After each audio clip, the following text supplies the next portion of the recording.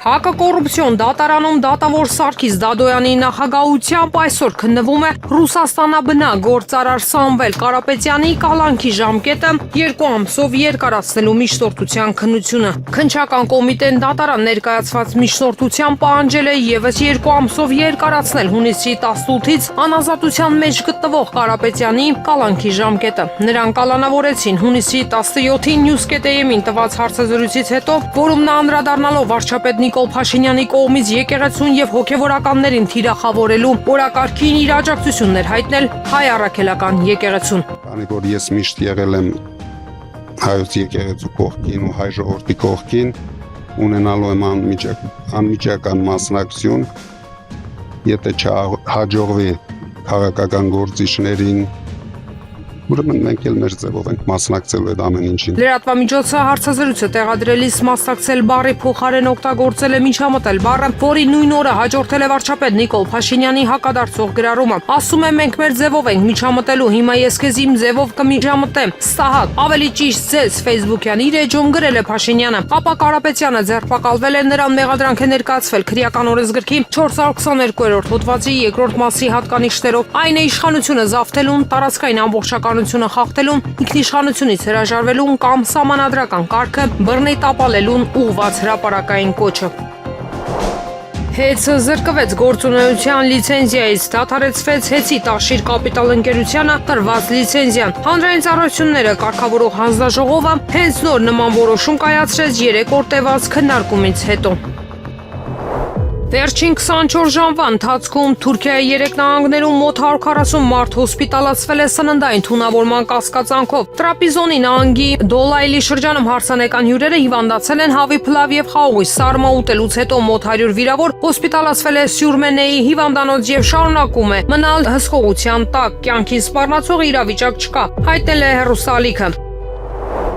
Գերմանիայի կառավարությունը նոյեմբերի 24-ին կվերացնի Իսրայելին զենքի վաճառքի սահմանափակումները, որոնք սահմանվել են մոտ 3.5 ամիս առաջ։ DPA լրատվական գործակալությանը հայտնել է Գերմանիայի կաբինետի խոսնակ Ստեֆան Կորնելիուսը։ Նա սահմանափակումների վերացումը բացատրել է Իսրայելի եւ Պաղեստինյան արմատական շարժման Համասի միջև Գազայի հատվածում կնքված հրադադարով, որը ուժի մեջ է մտել հոկտեմբերի 10-ից, որը նրա վերջին շաբաթների ընթացքում կայունացել է։ Գերմանիայի կառավարությունը այժմ վերադառնում է Իսրայել զենքի արտանման յուրաքանչյուր առանձին դեպքի ընդհանուր վերանայմանը եւ կարձականքի իրավիճակի հետագա զարգացումների, նշել է Կորնելիուսը։ Նա ընդգծել է, որ Գերմանիայի իշխանությունները կշարունակեն իրենց ջանքերը Մերձավոր Արևելքում երկարատև խաղաղության հասնելու Գազայի հատվածի բնակիչներին մարդասիրական օգնություն տրամադրելու եւ անկլավի վերակառուցումը խթանելու համար։ Օգոստոսի 8-ին Գերմանիայի կանցլեր Ֆրիդրիխ Մերցը հայտարարեց, որ Գերմանիայի կառավարությունը կասեցնում է Իսրայելին զենքի վաճառքի հաստատումը, որը կարող է օգտագործվել Գազայի հատվածում։ Նա այս քայլի պատճառը նշեց իսրայելական բանակի կոշտ գործողությունները։ Մերցը խստորեն քննադատության ենթարկվեց Քրիստոնեա դեմոկրատական միության, Քրիստոնեա սոցիալական միության դաշինքի անդամների կողմից։ Ուկրաինայի նախագահ Վոլոդիմիր Զելենսկին ժամանել է Փարիզ կնքելու ռազմավարական մեգադեալներ, որոնք նախատեսում են Ֆրանսիայի կողմից Ուկրաինայի մարտական ավիացիայի հակաօդային պաշտպանության համակարգերի եւ հրթիռների մատակարարում։ Այցը տեղի ունենում այն պահին, երբ Ռուսաստանի հրթիռային ու անօդաչու հարձակումները ուժեղացել են, իսկ Մոսկվան հայտնում է առաջ խաղացումների մասին Զապորոժիեի ուղղությամբ։ Զելենսկին հայտարարում է, որ պատրաստ է պատմական ավիացիոն համաձայնագրի ստորագրմանը, որը կարող է ներառել Դասաուլտի արտադրած Ռաֆալ կործանիչներ, ինչպես նաև Aster 30 հրթիռներ եւ լրացուցիչ SAM հակաօդային համակարգեր։ Ըստ աղբյուրների քննարկվում է մինչև 10 տարվա ռազմավարական համաձայնագիր, իսկ ինքնաթիռների մի մասը կարող է տրամադրվել Ֆրանսիայի գործող պաշարներից, սակայն պարունակում է անորոշություն, ինչպես է ֆինանսավորվելու այդ ծավալուն օգնությունը։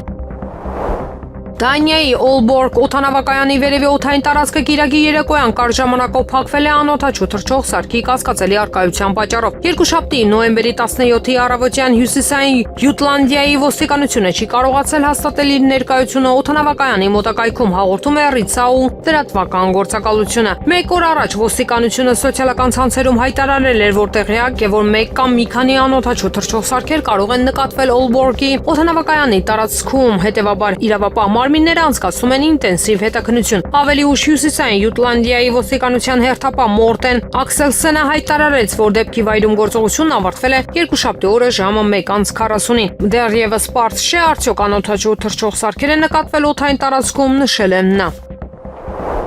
The American Conservative լրատվական կայքը հայտարարել է, որ ԱՄՆ նախագահ Դոնալդ Թրամփը պետք է ընդունի Ռուսաստանի նախագահ Վլադիմիր Պուտինի առաջարկը կամավոր պահպանել դաշնային ռազմավարական հարձակումային զենքերի պայմանագրի պայմանները։ Կայքը շեշտել է, որ Թրամփը մինչ այժմ հստակ համաձայնություն չի տվել առաջարկին։ Հաղորդվում է, եթե Մոսկվան եւ Վաշինգտոնը չկնքեն նոր պայմանագիր կամ չհամաձայնեն ռուս առաջնորդի առաջարկած պայմաններին, ապա երկկողմ հարաբերություններում վտանգ է ստեղծվելու զինատեսակների մրցավազքի տեսքով, ինչը կարող է հանգեցնել համատեղ ինքնասպանության զենքի ստեղծման։ Նշվում է, որ նման իրավիճակը գերտերությունների միջև կարող է հասնել խոշոր համաշխարհային ճգնաժամի, նույնիսկ ներառյալ միջուկային զենքի կիրառում եւ փոխադարձ ոչնչացում։ Ռուսաստանի նախագահի խոսնակ Դմիտրի Պեսկովը հոկտեմբերին նշել էր, որ ԱՄՆ-ից առայժմ առաջարկներ չեն ստացվել այդ հարցում, իսկ Պուտինը սեպտեմբերի 22-ին հայտարարել էր, որ Ռուսաստանը պատրաստ է կամավոր պահպանել պայմանները 1 տարի ժամկետով, պայմանով, որ ԱՄՆ-ն կդիմի նույն կերպ, երբ պայմանագրի գործունեության ժամկետը ավարտվի, որը 2026 թվականի փետրվարի 5-ն է։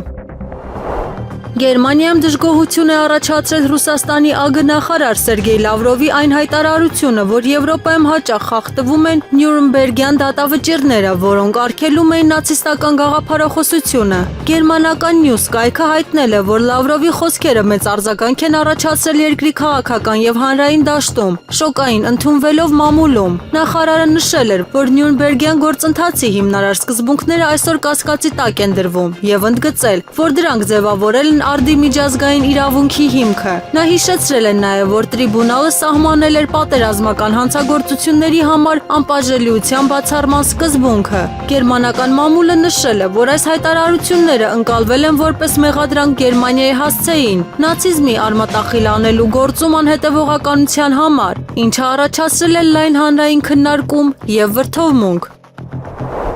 Պենտագոնի ղեկավար Փիթ Հեքսեթի հրամանով ԱՄՆ զինված ուժերը Խաղաղ օվկիանոսում ոչնչացրել են եւս մեկ նավ, որը ըստ ԱՄՆ-ի օգտագործվել է թմրանյութերի մաքսանենգության համար։ Այս մասին հայտնել է ԱՄՆ հարավային հրամանատարությունը։ Հեքսեթը նախկինում հայտարարել էր թմրամիջոցների դեմ պայքարի հարավային նիզակ գործողության մեկնարկի մասին։ Պատերազմի նախարար Փիթ Հեքսեթի հրամանով հարավային նիզակ համատեղ աշխատանքային խումբը մահացու կինետիկ հարված է հասցրել ահաբեկչական կազմակերպության կողմից օգտագործվող նավին։ Հետախուզությունը հաստատել է, որ նավը ներգրաված է եղել թմրանյութերի ապօրինի շրջանառության մեջ, ասվում է հրամանատարության հայտարարության մեջ։ ԱՄՆ նախագահ Դոնալդ Թրամփը երկուշաբթի օրը ելույթ կունենա Վաշինգտոնում կայանալիք Մակդոնալդսի գագաթնաժողովում ըստ Սպիտակ տան կողմից հրապարակված ժամանակացույցի ժամը 18:00-ին, Երևանի ժամանակով ժամը 3-ին։ Նախագահը ելույթ կունենա Մակդոնալդսի ազդեցության գագաթնաժողովում, նշված է ժամանակացույցում։ Մինչ այդ տեղական ժամանակով ժամը 14:00-ին, Երևանի ժամանակով ժամը 23:00-ին Թրամփը Օվալաձև աշխատասենյակում կհանդիպի Սպիտակ տան աշխատանքային խմբի հետ, որը զբաղվում է 2026 թվականի FIFA-ի աշխարհի առաջնության կազմակերպմամբ Միացյալ Նահանգներում։ ԱՄՆ նախագահ Դոնալդ Թրամփը հայտարարել է, որ Նյու Յորքի ընտրված քաղաքապետ Զոհրան Մամդանին ցանկանում է գալ Վաշինգտոն եւ հանդիպել իր հետ։ Նյու Յորքի քաղաքապետը ցանկանում է հանդիպել մեզ հետ եւ մենք ինչ-որ բան կկազմակերպենք, ասել է Թրամփը։ Նոյեմբերին Մամդանին հաղթեց Նյու Յորքի քաղաքապետի ընտրություններում, դառնալով 21-րդ դարի ամենաերիտասարդ քաղաքապետը եւ առաջին մուսուլմանը, որը զբաղեցրել է այդ պաշտոնը։ Մամդանին պաշտպանում է խանութների ստեղծումը, որտեղ հասանելի կլինեն մատչելի սննդամթեր, քաղաքի որոշ շրջաններում վարձակալության վճարների սառեցումը եւ ավտոբուսի տոմսերի վերացումը։ Թրամփը Մամդանին կոմունիստ է անվանել, միաժամանակ խոստանալով դադարեցնել Նյու Յորքին տրամադրվող դաշնային օգնությունը։ Վաղ շաբաթ խոշորացված համայնքում տեղի ունեցած թիմ ընտրություններից հետո յուրաքանչյուր քաղաքական ուժ իր ստացած քվեների համապատասխան քանակով կստանա մանդատները։ ՔՊ-ն կկարողանա միանձնյա քաղաքային իշխանություն ձևավորել։ Տեղեկությունը հայտնում է կենտրոնական ընտրական հանձնաժողովը։ Ավագանու 33 տեղերը բաշխվում են հետևյալ կերպ. ՔՊ 19 մանդատ, Հաղթանակ Դաշինք 12 մանդատ, Մայր Հայաստան 2 մանդատ։ Սա նշանակում է, որ ՔՊ-ն միանձնյա կարող է համայնքապետ նշանակել առանց որևէ ուժի հետ կոալիցիա կազմելու։ Մասիսի համայնքի ավականու այսօրվա արտահերտ նիստում համայնքի ղեկավար ընտրվեց Դավիթ Համբարձումյան, Դաշինք խմբակցության անդամ Նորայր Հակոբյանը, որը մինչ այս համայնքի ղեկավարի առաջին տեղակալն էր։ Նշենք, որ քաղաքացիական պայմանագիր խմբակցությունը թեկնածու չի առաջադրել։ Դատախազությունը դատարան է ուղարկել կաթողիկոսի եղբոր եւ եղբոր որդու վերաբերյալ քրեական գործը 2025 թվականի տիմ ընտրությունների ընթացքում Հանրապետություն կուսակցության նախընտրական քարոզչությանը խոչընդոտելու մեղադրանքով քննչական կոմիտեի տվյալներով նոյեմբերի 1-ին ոսկի հատում ՀՆ եւ նրա հայրը ԳՆ հայոյանքներով պահանջել են, որ կուսակցության թեկնածու ԳՂ-ն դադարեցնի քարոզչությունը եւ հեռանա։ Ավելի ուշ նրանք մեքենաներով հասել են նաեւ քարոզարշավի վայր, որտեղ ԳՆ-ի միջամտությունից հետո հանդիպմանը սպասող քաղաքացիները լքել են տարածքը։ Նոյեմբերի 2-ին նրանց նկատմամբ հարուցվել է հանրային քրեական հետապնդում քրեական օրենսգրքի 211-րդ հոդվածի 2-րդ մասի 5-րդ կետով մի խումբ անձանց կողմից քարոզչությանը խոչընդոտելու համար։ Կրթության, գիտության, մշակույթի, սպորտի նախարար Ժաննա Անդրեասյանը ուսանողների միջազգային օրվա կապակցությամբ ուղերձ է հղել, ընդգծելով, որ ուսանողը պետության զարգացման առանցքում է։ Նա նշել է, որ նոր ընդունված բարձրագույն կրթության եւ գիտության մասին օրենքը ստեղծում է ավելի ուսանողակենտրոն, ճկուն եւ թվայնացված կրթական միջավայր։ Ներդրվում են կրթաթոշակների նոր համակարգեր, ուսանողական ինքնակառավարման ավելի արդյունավետ մեխանիզմներ։ Անդրեասյանը հիշեցրել է, որ կառավարությունը շարունակում է զարգացնել ակադեմիական քաղաք ծրագիրը նպատակ ունենալով ձևավորել միջազգային չափանիշներին համապատասխան կրթական եւ գիտական կենտրոն։ Նա ուսանողներին կոչ է արել լինել ակտիվ, բարձրաձայնել խնդիրները եւ առավելագույնը ստանալ իրենց կրթական տարիներից։ Երևանի քաղաքապետ Տիգրան Ավինյանը քաղաքապետարանի գործակարգավարական նիստում հայտնել է, որ մայրաքաղաքի սեփական եկամուտները 1 տարվա ընթացքում աճել են մոտ 32%-ով, իսկ վերջին 3 տարիների ընթացքում գրեթե եռապատկվել։ Նրա խոսքով հենց այս միջոցներով են իրականացվում մայրաքաղաքի տարբեր ծրագրերը։ Ավինյանը նաև ընդգծել է, որ եկամուտների աճը չի բխում երկրի տնտեսական աճից եւ այս ոլորտում դեռ մեծ անելիք կա։ Քաղաքապետը կարևորել է թիմերի ֆինանսական ապակենտրոնացման ու հարկերից մասհանումների վերաբերյալ օրենսդրական փոփոխությունները, որպեսզի համայնքները հնարավորություն ունենան ոչ միայն գոյատևել, այլ իրական զարգացման հասնել։ Գործակարգավարական նիստում Ավինյանը անդրադարձել է նաև Երևանի բակերում իրականացվող աշխատանքներին, շեշտելով, որ բակերի կառուցումն ու բարեկարգումը ծրագրի առանցքային բաղադրիչների թվում է։ Նրա խոսքով աշխատանքների ծավալը աննախադեպ է։ 2022 թվականից Երևանում 100-ավոր բակեր են կառուցվել կամ ամբողջությամբ վերակառուցվել։ Քաղաքապետը վստահեցրել է, որ այս փոփոխությունները կբարելավեն բակային միջավայրը եւ կնպաստեն երեխաների ֆիզիկական ակտիվությանն ու ապագա սերնդի սպորտային հնարավորություններին։ Լեհաստանը պաշտոնապես տեղեկացրել է Բելարուսի 2 սահմանային անցակետեր բացելու իր մտադրության մասին, հայտնել են Բելարուսի մաքսային մարմինները։ Նոյեմբերի 17-ին Բելարուսի ժամանակով ժամը 02:00-ից կբացվեն Լեհաստանի Կուզնիցա-Բելոստոցկայա եւ Բոբրովնիկի սահմանային անցակետերը, ասվում է հայտարարության մեջ։ Հստակեցվում է, որ Կուզնիցա-Բելոստոցկայա անցակետով թույլատրվելու է միայն ուղևորափոխադրում, բացառությամբ ավտոբուսների։ Բոբրովնիկի սահմանային անցակետը բաց կլինի Եվրամիության անդամ պետությունների, Շվեյցարիայի եւ Եվրոպական տնտեսական տարածքի մասին համաձայնագրի մասնակից պետությունների մեքենաների, ավտոբուսների եւ բեռնատարների համար։ Բելարուսի մաքսային մարմինները լիովին պատրաստ են վերականգնել երթևեկությունը հարակից բելարուսական սահմանային անցակետերում, ընդգծվում է հրատարակության մեջ։ Միացյալ Նահանգները մոտավորապես որոշում է կայացրել Վենեսուելայի դեմ իր գործողության վերաբերյալ եւ Վաշինգտոնը առաջընթաց է գրանցել թմրանյութերի ապօրինի շրջանառությունը դադարեցնելու գործում։ Այս մասին հայտարարել է ԱՄՆ նախագահ Դոնալդ Թրամփը։ Ես մոտավորապես որոշում եմ կայացրել, չեմ կարող ասել թե ինչ է դա, բայց մենք մեծ առաջընթաց ենք գրանցել Վենեսուելայի հետ մեր հարաբերություններում թմրանյութերի հոսքը դադարեցնելու առումով, ասել է նախագահը։ Հաղորդվում է Թրամփը եւ ԱՄՆ այլ բարձրաստիճան պաշտոնյաներ ուժեղացրել են Վենեսուելայի նախագահ Նիկոլաս Մադուրոյի դեմ իրենց հռետորաբանությունը, նրան անվանելով անօրինական առաջնորդ եւ մեղադրելով թմրանյութերի ապօրինի շրջանառության ցանց ղեկավարելու մեջ։ Թրամփը կարծում է, որ Լատինական Ամերիկայում ԱՄՆ գործողությունները արդյունքներ են տալիս թմրամիջոցների կարտելների դեմ պայքարում։ Կիևը մտադիր է հանգստացնել իր արևմտյան դաշնակիցներին, որոնք մտահոգված են Ուկրաինայում կոռուպցիոն սկանդալով, հաղորդել է Politico-ն։ Բարձրաստիճան պաշտոնյաները շտապում են հանգստացնել Կիևի արևմտյան գործընկերներին էներգետիկ ոլորտում ենթադրյալ $100 միլիոն կաշառքի սխեմայից հետո, որում ներգրավված են ներկա եւ նախկին բարձրաստիճան պաշտոնյաներ, ինչպես նաեւ նախագահ Վոլոդիմիր Զելենսկու որոշ մտերիմ մարդիկ, հաղորդել է թերթը։ Օրինակ, Ուկրաինայի վարչապետ Յուլիա Սվիրիդենկոն Politico-ին ասել է, որ ներկայումս կառավարության խնդիրն է ցույց տալ ուկրաինական հասարակությանը եւ գործընկերներին, որ ոչ մի պարագայում չեն հանդուրժի կոռուպցիան եւ արագ կարձագանքեն ցանկացած փաստի։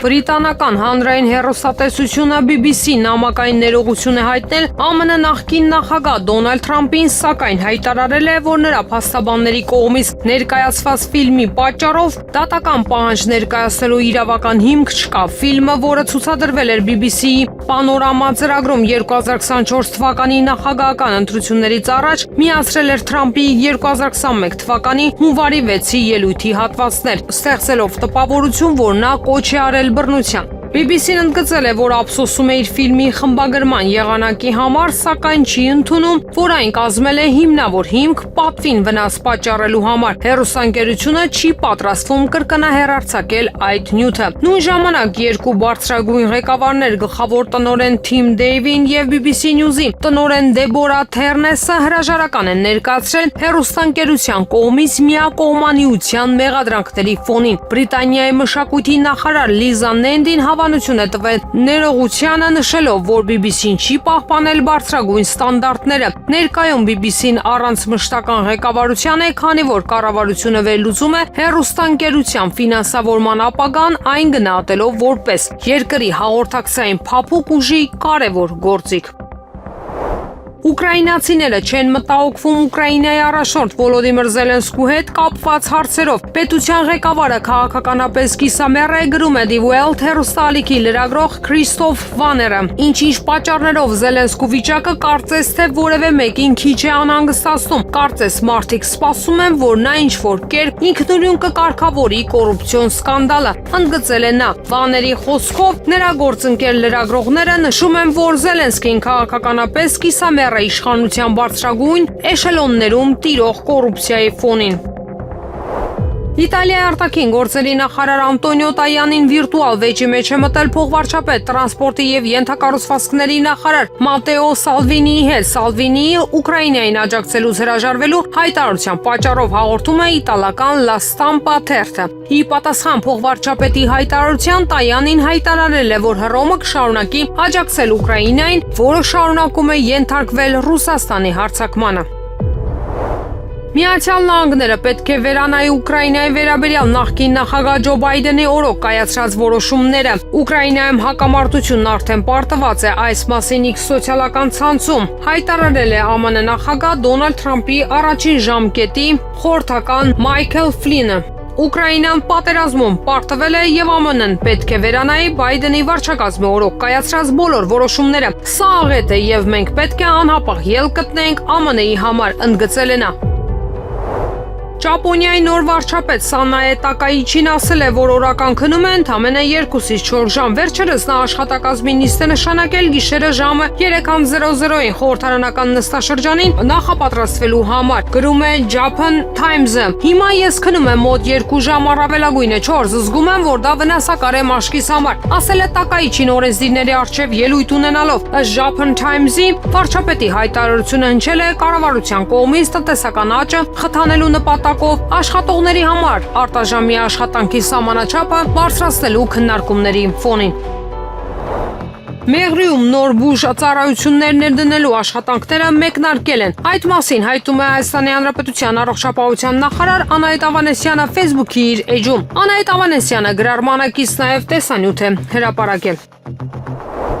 Օդանավակայանում մերժել են War Gonzo-ի լրագրող Դմիտրի Սելեզնյովի մուտքը Հայաստան։ Նա ցանկացել է ընտանիքի հետ այստեղ հանգստանալ։ Սելեզնյովը ի դեպ մի քանի անգամ այցելել էր Արցախ 2020 թվականի պատերազմի ժամանակ, աշխատել է որպես ռազմական թղթակից եւ պարբերաբար այցելել է Հայաստան քաղաքական զարգացումները լուսաբանելու։ Վարգոնզոյի տելեգրամյան ալիքն արձագանքել է իրադարձությանը, նշելով, որ դա կարելի է համարել Ռուսաստանի նկատմամբ անբարյացակամ քայլ։ Սա երկար ժամանակ անց առաջին դեպքն է, երբ հայտնի ռուս լրագրողին մերժում են մուտք գործել Հայաստան։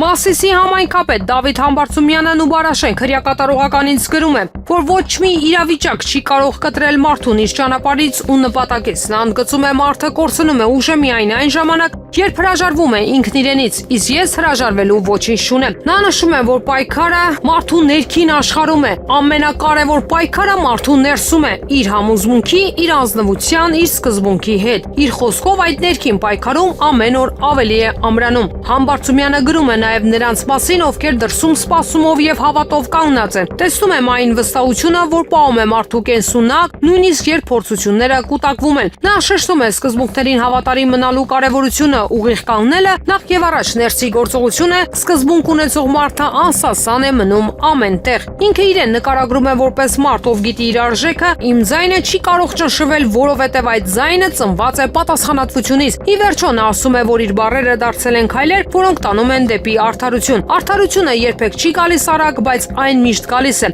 Ես մնալու եմ այս նույն ուղու վրա մինչև վերջին շունչս։ Աստծով։ 3 նոյեմբերի 14-ին ավտովթար է տեղի ունեցել Արմավիրի մարզում, ժամը 15:55-ի սահմաններում Արևիկ Տանձուտ գյուղերն իրար կապող ավտոճանապարհի 2-րդ կիլոմետր հատվածում Արմավիրի մարզի բնակիչ 31-ամյա Վիչիսլավ Բ-ն իր վարած Toyota Magnitschi ավտոմեքենայով դուրս է եկել ճանապարհի երթևեկելի գոտուց, բախվել բետոնի սյանը եւ հայտնվել դաշտում։ Ինչպես հայտնում է ֆոտոլրագրող Գագիկ Շամշյանը, վթարի հետևանքով վարորդը եւ ուղևոր Արմավիրի մարզի բնակիչ 27-ամյա Դիաննա Բ-ն մարմնական վնասվածքներով տեղափոխվել են Արմավիր բժշկական կենտրոն։ Վթարի փաստով քննչական վարչությունում նախաձեռնվել է քրեական վարույթ։ Ուկրաինայի առաջնորդ Վոլոդիմիր Զելենսկին պլանավորում է այս կիրակի այցելել Հունաստան։ Այս մասին հաղորդել է հունական Կաթիմերինի թերթը։ Աթենքում նախատեսված են բանակցություններ վարչապետ Կիրակոս Միցոտակիսի եւ նախագահ Կոստանտինոս Տուսալասի հետ։ Անվտանգության նկատառումներից ելնելով մանրամասն երթուղին չի հրապարակվում։ Սա Զելենսկու երկրորդ այցը կլինի Հունաստան։ Նրա նախորդ այցը տեղի է ունեցել 2023 թվականի ամռանը։ ԱՄՆ նախագահ Դոնալդ Թրամփի առաջին ժամկետի ընթացքում նրա խորհրդական Մայքլ Ֆլինը կառավարությունից պահանջում է $50 միլիոն փոխհատուցում։ Ռուսաստանի կողմից 2016 թվականի ԱՄՆ նախագահական ընտրություններին միջամտության գործով հետապնդման համար, հաղորդել է Bloomberg-ը։ Թրամփի վարչակազմը առնվազն ամռան վերջից բանակցություններ է վարում Թրամփի նախկին առաջին ազգային անվտանգության խորհրդական Մայքլ Ֆլինի կողմից ներկայացված դատական հայցի շուրջ։ Նա պահանջում է $50 միլիոն անօրինական հետապնդման համար, հաղորդել է գործակալությունը։ Ընդգծվում է, որ Ֆլինը սկզբում մեղավոր է ճանաչվել ռուս պաշտոնյայի հետ իր զրույցների վերաբերյալ կեղծ հայտարարություններ անելու մեջ, սակայն հետագայում վիճարկել է մեղադրանքը։ Թրամփը ներում է շնորհել Ֆլինին 2020 թվականի վերջին։ Ռուսաստանի արտաքին գործերի նախարարության ներկայացուցիչ Մարիա Զախարովան կոշտ արձագանքել է Կիևի քաղաքապետ Վիտալի Կլիշկոյի առաջարկին նվազեցնել Ուկրաինայում զորակոչի տարիքային շեմը մինչև 22-ից 23 տարեկան։ Զախարովան հայտարարել է, որ Կլիշկոն խոսում է երիտասարդների զորահավաքի մասին, բայց մոռանում է իր իսկ որդիների մասին, ովքեր նույնպես կարող են ծառայել, սակայն ապրում են Մեծ Բրիտանիայում եւ ԱՄՆ-ում։ Դիվանագետը ընդգծել է, որ քաղաքապետը չի շտապում սեփական ընտանիքից սկսել այն քայլերը, որոնք պարտադրում է ուկրաինացի հանրությանը։ Զախարովան նաև հռետորական հարց է հնչեցրել, ինչու Կլիչկոն առաջին հերթին չի առաջարկում զորակոչել իր որդիներին։ Նախորդին Վիտալի Կլիչկոն կոչ էր արել նվազեցնել զորակոչի տարիքային սահմանը եւ հայտարարել էր, որ միլիոնավոր ուկրաինացիներ գտնվում են արտերկրում։ Նրա խոսքով երկրի ապագան կախված է այն բանից, թե պատերազմից հետո կդադարի արդյոք բնակչության արտահոսքը։ Ֆրանսիայի պատրիոտներ կուսակցության առաջնորդ Ֆլորիան Ֆիլիպոն քննադատել է Վոլոդիմիր Զելենսկու նախատեսվող այցը Փարիզ եւ նրա հանդիպումը նախագահ Էմանուել Մակրոնի հետ։ Քաղաքական գործիչը սոցիալական ցանցում գրել է, որ կատարվելիք հանդիպումը կոռուպցիայի պարգևատրում է, քանի որ իր խոսքով Զելենսկին Ելիսեյան պալատից ամենայն հավանականությամբ հերթական չեկով դուրս կգա։ Արդեն մեկ ամիս է ինչ Արագածոտնի թեմի առաջնորդ գերաշնորհ Տեր Մկրտիչ եպիսկոպոս Պրոշյանը հանիրավի գտնվում է անազատության մեջ։ Մեզ համար այս ամեն անընդունելի է, սակայն եկեղեցականներն ու հավատացյալները գիտակցում են, որ սա փորձություն է, որը ժամանակավոր է եւ դրանից պետք է ուժեղացած դուրս գալ։ Աստված օգնական սրբազան հայր, Աստծո խոսքը չի շղթայվում։ Նշված է Արագածոտնի թեմի հայտարարության մեջ։ Իշխանությունը իմն է մինի փոդքասթի համահեղինակներ Վազգեն Սաղաթելյանի ու Նարեկ Սամսոնյանի գործով փորձում է իր հիմնական զենքը ստախոսությունն ու մանիպուլյացիան գործի դնել, նշում է Սաղաթելյանի պաշտպան Արսեն Բաբայանը։ Նա շարունակում է օրինակ Հայկ Կոնջորյանը տեսանյութով ժողովրդին հարցնում է, թե արդյոք նորմալ են համարում հայոյանքը եւ ծանր վիրավորանքը քաղաքական քննադատության մեջ եւ թե արդյոք դա ժողովրդավարության ցուցիչ է։ Լսիր, սիրելի ժողովուրդ, չտրվես սրանց էժանտրյուկներին, Վազգենի ու Նարեկի փոդքասթի ընթացքում հնչած հայոյանքն ու հասրած ծանր վիրավորանքները կարող է եւ չհամարես նորմալ, բայց հաստատ է այն, որ դրանում հանցանք չկա ու դրա համար տղերքին կալանավորեն անթույլատրելի է իրավական իմաստով։ Տղերքը քաղաքական բանտարկյալներ են եւ դրանում երկրորդ կարծիք պարզապես չկա։ Սրա նպատակն Ազատ մեդիան ճնշելն է, իսկ կոնկրետ անտիֆեյք լրատվամիջոցը փակելը։ Կրոնական հանդուրժողականությունը միշտ եղել է օրակարգային։ Այս մասին հայտարարել է վարչապետ Նիկոլ Փաշինյանը ելույթ ունենալով Հայաստանի առաջին աղոթքի նախաճաշի պաշտոնական ընթրիքին։ Փաշինյանը նշել է, որ 7 տարի զբաղեցնելով վարչապետի պաշտոնը առաջին անգամ է ներկա գտնվում այս ձևաչափով միջոցառմանը, որտեղ ներկա են հայաստանյաց առաքելական Սուրբ եկեղեցու, եզդիական, հրեական, հայ կաթոլիկ, հայ ավետարանական համայնքների ներկայացուցիչներ, ասորական ուղղափառ եկեղեցիների, մահմեդական եւ այլ հավատքի տեր մարդիկ։ Իշխանությունը վերջին օրերին նոր բլեֆի անցե միլիարդավոր դոլարների վարկը փորձում է որպես զենքի գնում ծախել, նշում է Ազգային ժողովի պատիվ ունեմ խմբակցության պատգամավոր Տիգրան Աբրամյանը։ Նա գրում է, Պաշտպանության նախարարությունն հայտնում է, որ խոշոր գնումը 2024-ից 25-ին է եղել ու դա արտացոլված է եղել ռազմական բյուջեով, իսկ ՀՊ առաջնորդը փորձում է դա վարկերի դաշտ տեղափոխել, որոնց վավերացումը բացվածքով ըստ նպատակների եւ ուղղությամբ Ազգային ժողովում է եղել։ Հասկանալի է, որ դժվար բացատրելի եւ ոչ պակաս բարդ Մարսելի թեմայի 7-ից 8 միլիարդ դոլար գումար թողնել հասարակության սերունդների վրա, բայց ձեր այդ ֆրծնոցիները ուրիշ տեղ կպատմեք։ Հիշեցնեմ, որ իշխանության այս մեկնաբանությունն իբրև արձագանք հնչեց Սերժ Սարգսյանի վերջին հայտարարությունների ֆոնին, երբ խոսվեց անվտանգության ուղղությամբ գործող ռեժիմի տապալումների եւ ծանր հետևանքների մասին։ Եվրամիությունը հավանաբար կվերանայի Ուկրաինայի էներգետիկ ոլորտի ֆինանսավորումը երկրում աճող կոռուպցիոն սկանդալի ֆոնին, հաղորդել է Պոլիտիկոն, հղում անելով Եվրամիության աղբյուրին։ Հոդվածում նշվում է, որ Ուկրաինայի եվրոպացի գործընկերները պահանջում են պատասխաններ ծախսերի օրինականության վերաբերյալ հարցերին էներգետիկայի ոլորտում խոշոր կոռուպցիոն սխեմայի բացահայտումից հետո, որը լվացել է գրեթե $100 միլիոն։ Բրյուսելը տեղեկությունների բաժանված է Կիևի սկանդալի պատճառով։ Անանուն եվրոպացի պաշտոնյայի խոսքով Ուկրաինայում բացահայտված կոռուպցիան անընդունելի է եւ կարող է վնասել երկրի հեղինակությունը միջազգային գործընկերների շրջանում։ Սա նշանակում է, որ Եվրահանձնաժողովը անշուշտ ստիպված կլինի վերանայել ուկրաինական էներգետիկ ոլորտի վրա ծախսերը, ասել է պաշտոնյան։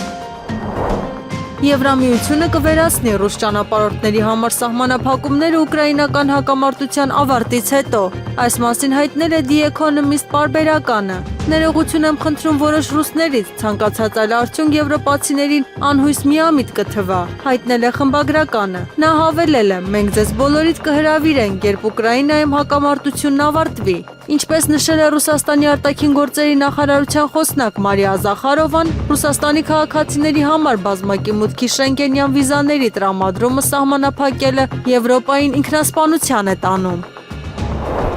Թրամփի վարչակազմը հաստատել է Ալյասկայում նավթի եւ գազի արդյունահանման վրա նրա նախորդի Ջո Բայդենի օրոք սահմանված սահմանափակումների վերացումը։ Այս մասին հայտարարել է ԱՄՆ ներքին գործերի նախարար Դուգլաս Բուրգումը։ Նա ասել է, որ այս որոշումը կբացահայտի Ալյասկայի էներգետիկ ներուժը, կստեղծի աշխատատեղեր նրա հյուսիսային շրջանի բնակիչների համար եւ կամրապնդի երկրի վառելիքային անվտանգությունը։ Այս տարվա հոկտեմբերին Թրամփի վարչակազմը վերացրեց Ալյասկայի ափերի մոտ նոր նավթի եւ գազի հանքավայրերի շահագործման արգելքը։ Իսկ այժմ եղանակի մասին։ Երևանում նոյեմբերի 18-ին 19-ին սպասվում է առանց տեղումների եղանակ, նոյեմբերի 15-ին 16-ին 17-ի գիշերը եւ առավոտյան սպասվում է կարճատև անձրև։ Մարզերում նոյեմբերի 18-ին 19-ին սպասվում է առանց տեղումների եղանակ, նոյեմբերի 15-ին 17-ին առանձին շրջաններում սպասվում են կարճատև տեղումներ։ Գիշերը լեռնային գոտիներում ձնախառն անձրևի տեսքով, քամին հարավ-արևմտյան հատվածում 2-ից 5 մետր/վայրկյան արագությամբ։